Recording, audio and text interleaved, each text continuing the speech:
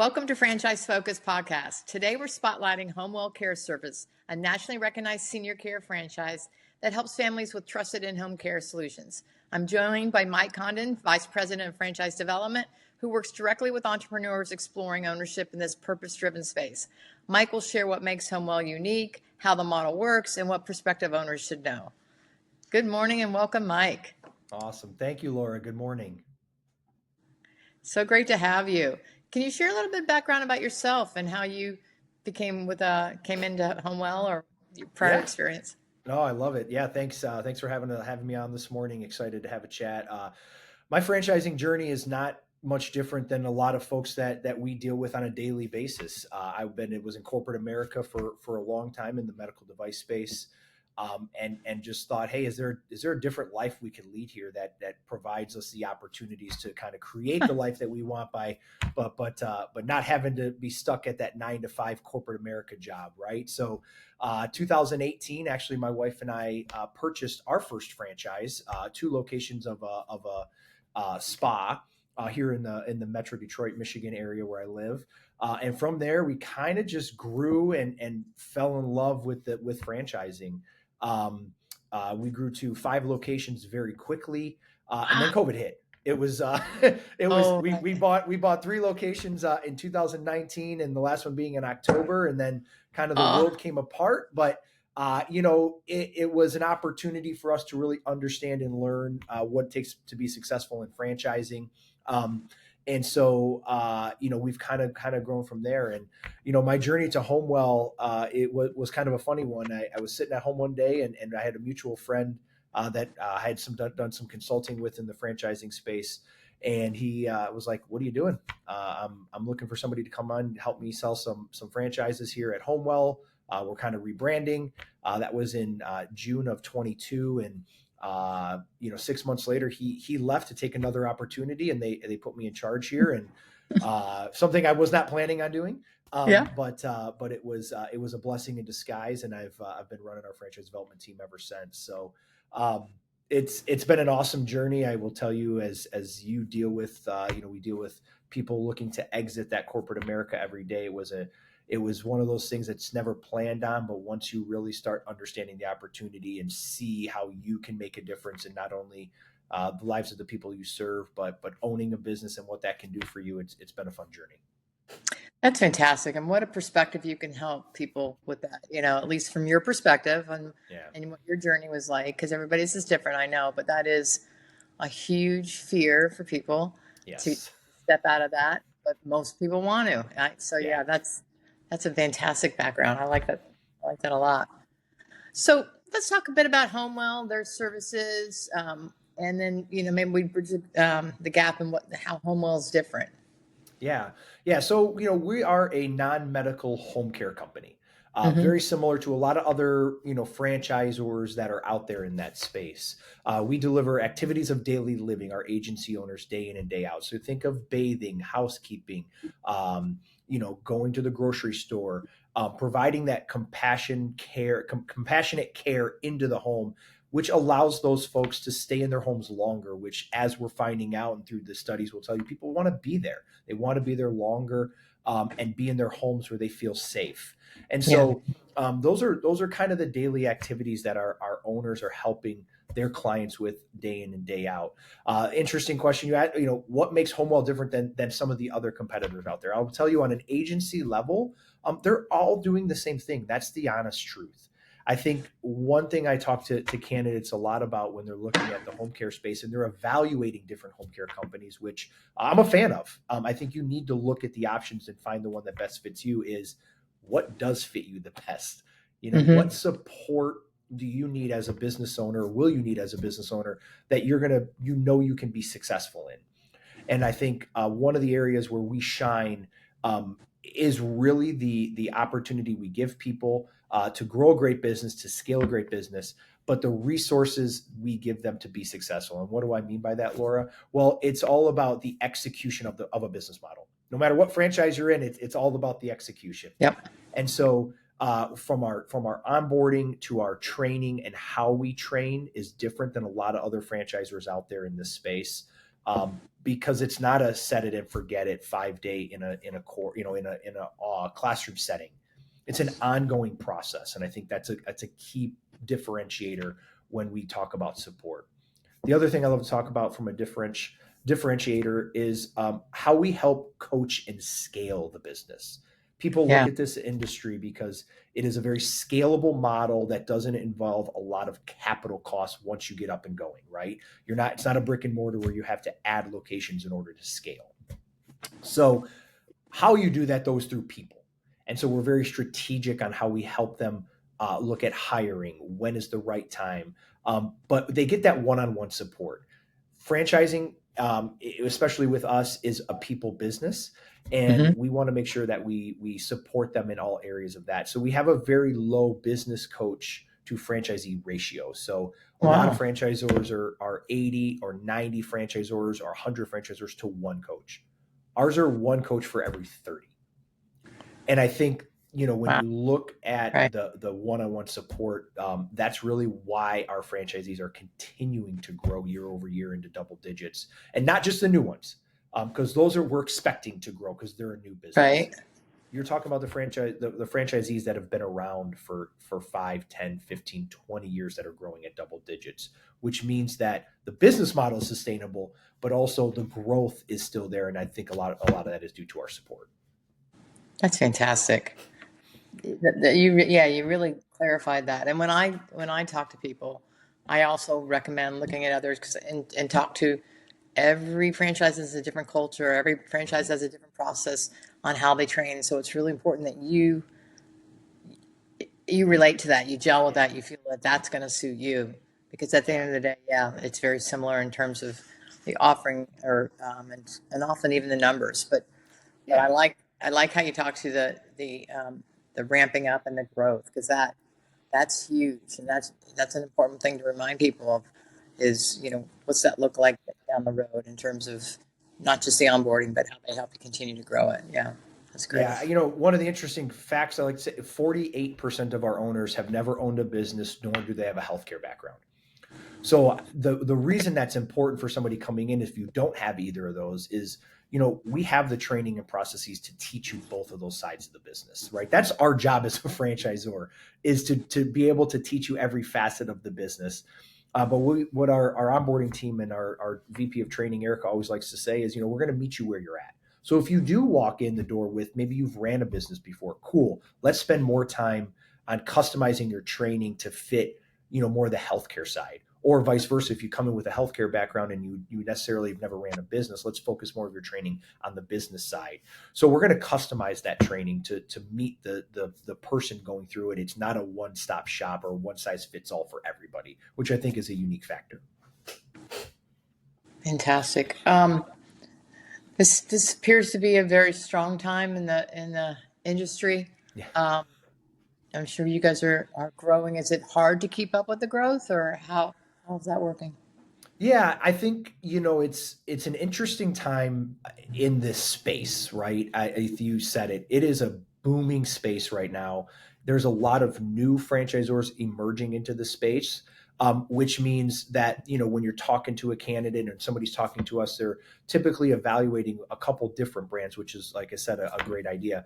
Keeping up with it is I think it can be challenging if your infrastructure is not set up properly. And I think what we've done really well here over the last 5 years is have an infrastructure of growth for our franchisees. And what do I mean by that is, we're not an emerging brand. We are growing rapidly. We've added over 100 franchisees in the last 2 years alone. However, our infrastructure is set up to support that. And I think that's really the key when it comes to helping our franchisees be successful, is that, we're not a lean organization by any means when it comes to internal support. And we do that very intentionally. And like I said, even from the business coach aspect, we're continuously hiring new coaches, bringing them on board in order to support that franchisee growth. So, I'll give our CEO a lot of credit. We talk a lot about on our leadership team of how do we continue to grow at the pace we're going, but not lose that individual support we give our franchisees to help them be successful. And I think that's the balance you have to have when an industry like this is growing, and it comes down to really that support for your owners. You just touched on I was going to ask how HomeWell balances the compassion with the business economics, and how does that filter into the equation in terms of coaching and in terms of how execution by the franchisees? Yeah, it starts with selection. Me and my team, there's very specific things we look for in a candidate to help both of us identify, hey, is this going to be a good fit for each of us? One of those things is, it's a people business. You have to be okay with that. You have to be okay with, having lots of people on your team. And so we talk a lot about that through the process. Our development process, it's not a sales process. I don't believe we sell franchises. I believe we educate entrepreneurs on the opportunity to see if it's a fit for them and for us. And we're really, really intentional with those words, because that's really what we do. And so it is a balance there. But, as we continue to grow and scale, the people side of that, we focus heavily on, listen, we can teach you home care. We can teach you business. That's our bread and butter every day. I can't teach you to get up and want to work hard and run a great business, and the intangible things that we try to screen for through the process, as they should be screening for us. Again, it's a mutual process there. So we focus a lot on that. So when we do get somebody that comes into our system, I always say you're going to be 80% confident that we're the right fit. And frankly, we're going to be 80% confident you're the right fit. That the rest of that 20% is going to come from each of us executing what we said we're going to execute. And that's where the magic happens. Yeah, no, absolutely. Okay, let's say someone goes through the process. They say, okay, this is a good fit. You feel they're a good fit, and they onboard. What's that journey like? I know it can vary by state, but kind of walk through what the training, everything, licensing, and do they open a location, or just walk us through that. Yeah. It's I'll keep it high level, but really we break it down into 3 phases from an onboarding perspective. So once that person signs that franchise agreement, that next step is they're going to have a call with our opening services team as kind of a warm handoff. So really understanding that process, and they're actually going to have their first live onboarding call. So we get them moving pretty quickly. Because we know time, we want to make sure that their time is used well. A lot of times, a lot of our folks are still continuing to work their full-time job until they open their business, which is very common, and that's fine. So we want to set the right expectations, get the ground rules laid out for each of us, and set a timeline for what that could look like. So really that first phase is, to your point, a lot about licensing. So if they're in a licensing state, we really want to focus on getting that license application submitted. So that's really phase 1, and the basics, getting your business entity set up, make sure your bank accounts are set up. So really getting the foundations of your business really solidified and getting that license submitted. Phase 2 is all about operational learning. So they're going to go through all of our learning lab, which is all of the courses they need to take in order to get an understanding of the business. And we have it broken down by sector of all of that. They're going to do a lot of live training with us via platforms like this, where they're going to get online with others that are going through the training process with our training team and walk through different opportunities. Role playing, we're big on role playing when it comes to operational. Okay. Once you get operational, we want you to be comfortable with that. So, we do a lot of role playing. All of your online training, all of that's going to be done in that kind of phase 2, really understanding the why and the execution of the business. And then the third phase is really all about getting you open, right? So that last 30 to 45 days prior to you opening is really all about making sure you have everything ready to go. So we're going to come out and do a site visit with you, where we have a couple of our team members going to come out and sit with you for 2 to 3 days to really go over the details, to make sure you have all your policies and procedures, make sure your state regs are all up to speed. You're going to start hiring staff. You're going to start looking at caregivers. All of those things, kind of that last 30 days it's busy, but that's really going to ramp you up for when you're officially ready to launch. And so, again, that process can take anywhere from, 120 days in a non-licensure state to, 6 to 12 months, depending on the state that you're in from a licensing perspective. And again, we're very transparent about that as they go through our education process to understand what their goals are, what their timelines are, so we can make sure we're meeting those expectations. Fantastic. And so someone's opening, what are they usually starting with staff wise, and then what do they execute in terms of marketing? Yeah, staff wise, it depends on the state a little bit, but I will always say, listen, there are going to be 2 to 3 people you're going to need as an active owner to execute the business model off the bat. We always talk about what is an owner's role. Well, an active owner is defined a lot of different ways. For us, it's typically if it's a spouse, husband, wife combination, which is very common, one of them is in the business every day. That's pretty common for us. Yep. We want somebody that's going to be there day in and day out. We talk franchising, they talk a lot about the semi-absentee model. Right. I own several different franchises. I will tell you none of them are semi-absentee. Whether you're in the business every day or not, you're always working on your business. And so we want somebody that's going to be dedicated to that from that perspective. Alongside of them is typically either 2 roles, either somebody that's going to be doing the marketing or the sales side of it, or somebody that's going to be doing the operations, kind of the internal office side of it. So a third caveat to that could be if you need a nurse in your state. So we talk a lot about that. So that's typical structure, but typically anywhere from 2 to 3 people on your team to get this off the ground. That doesn't include the caregivers. Obviously, caregivers that's a constant process of hiring, and we talk about that during your discovery process with us of what that could look like. But the internal staff's going to be there, and then from a marketing perspective, we always encourage them to kind of hit marketing a couple different ways. This business model is a hyper local marketing effort.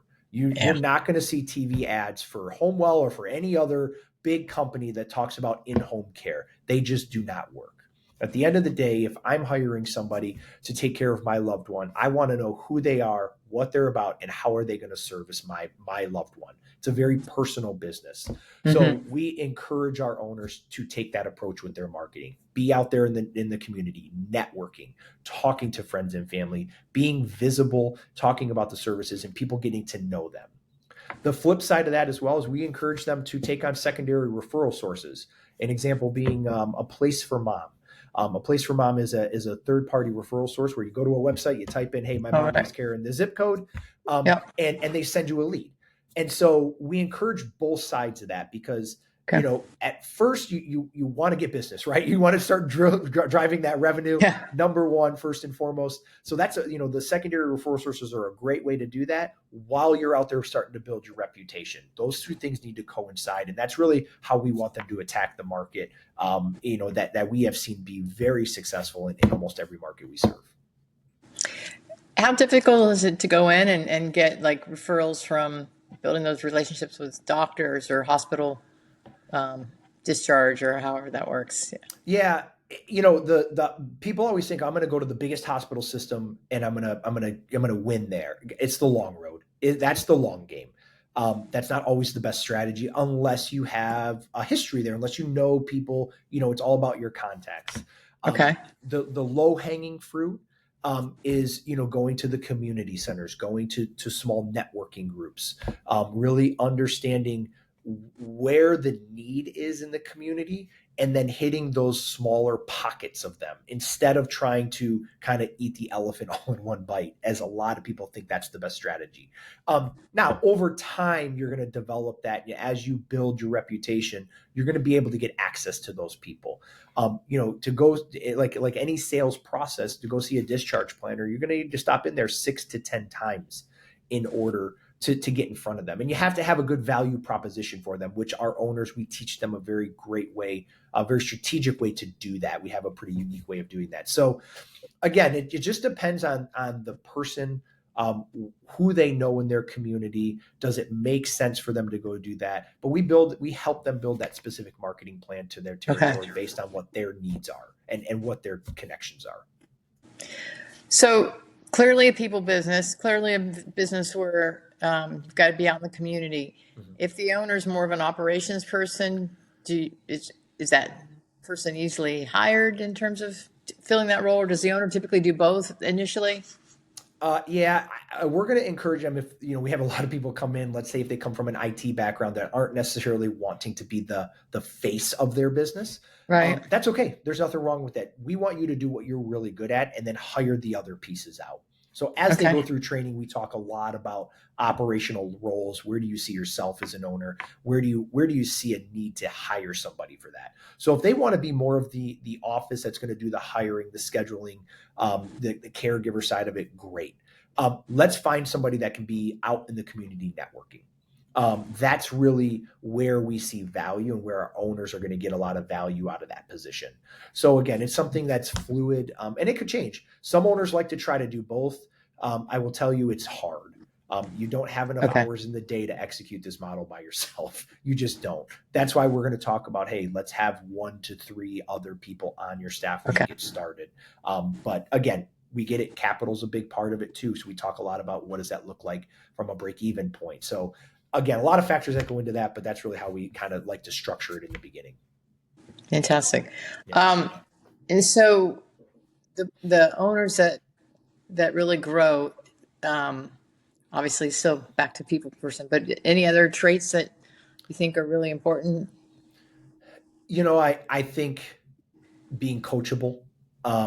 You're joining a franchise for a reason. Yep. Use us. Yeah. A lot of Yeah. people want to come in and think they're gonna do it a different way. While there's unique ways to do everything, there's a basis for how we've been successful for 20 plus years in franchising and why some of our largest owners are continuing to grow by just following the process. So I always, encourage people, what's going to make you successful are a couple of things. One, be people focused, like we talked about. Two, be coachable. Be willing to listen to our team. Let us help you. That's why we're here. And three, use the resources that we have. Yeah. Really understand the tools and technology we provide for you and how can they help you grow your business.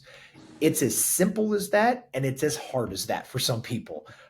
Outside of that, we're going to teach you everything else, but I can't teach you to do those things and frankly, get up and be consistent on a daily basis. The owners that are successful in this industry are consistent. They get up and they do the activities every day that move the business forward. And while all of us in business might understand it doesn't, you're going to have bad days, and that's okay. That's business. Not all days are going to be rainbows and sunshine. Yeah. It's just not. But consistency wins in this game. And that's what we want you to bring to the table. And we're going to help you with everything else. How many locations are you up to now? We're at 144 owners with about Oh, 380 territories right now. So, wow. it's growing pretty rapidly. We've added 35 new owners this year alone, and opened 30 agencies. So it's been a banner year, and we're just now getting into Q4. That's fantastic.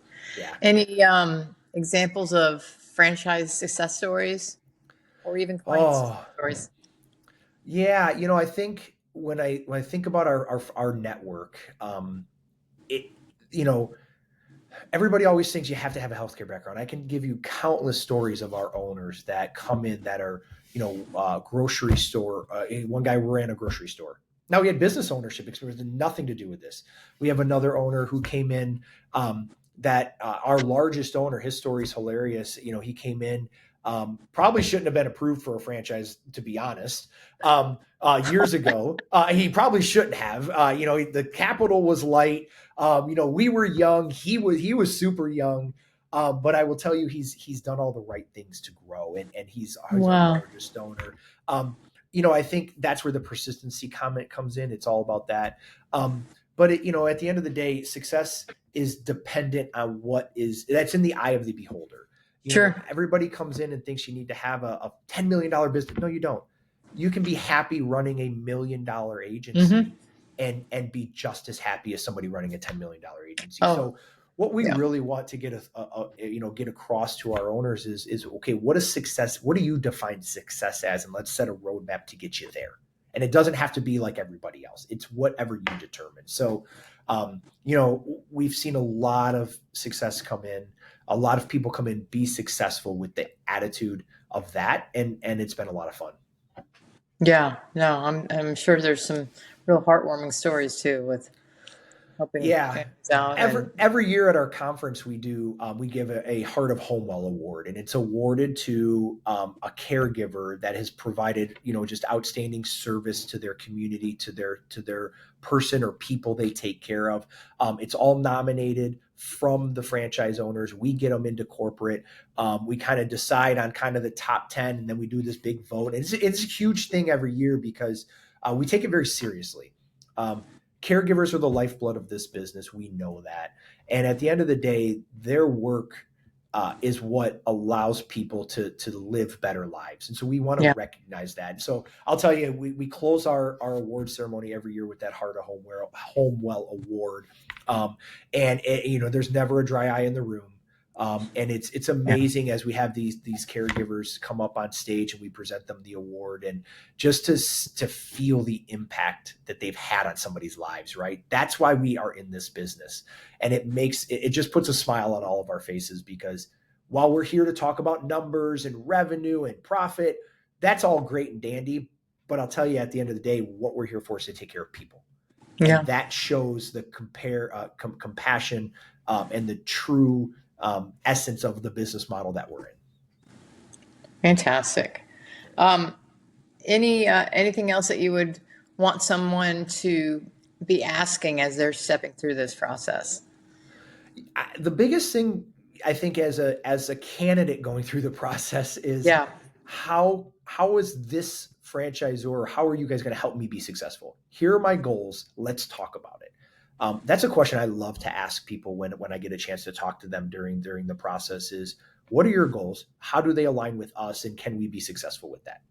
And we talk a lot about that. So I would always encourage people to go through that process, ask that question specifically, explain to me how you're going to help me be successful, because here are my goals, and see if that matches. And I think that's a great kind of jumping off point to show how those two things can come together during a franchise process. Excellent advice. No, really fantastic. I think this has been very informative. Anything else you want to share for prospective franchisees? Yeah, no, I always tell everybody this, and Laura, I'm sure you'll love it. Like, if you guys are looking at a franchise, please talk to a consultant. As a former consultant, like, it's just a service. When you Google franchises in whatever your Google search is, it's a lot. So please, if you're not working with a franchise consultant like Laura, please do. They're a great resource because they're going to help you and guide you in the right direction when it comes to making sure you're making the right choice. And they're going to think of things you don't know of. And so I always encourage everybody, please work with a consultant. It makes everybody's lives easier. And especially as a candidate going through the process, they're going to be a great mentor for you to make sure that you make the right decision for your future. Thank you. Thank you. Well, I always enjoy working with HomeWell. I've placed several candidates. They're happy. So again, thanks for your time. And I look forward to circling back maybe in a year or so, see where you guys are. I love it. Laura, thank you so much for having me on today. Yeah. Thanks again. Thank you.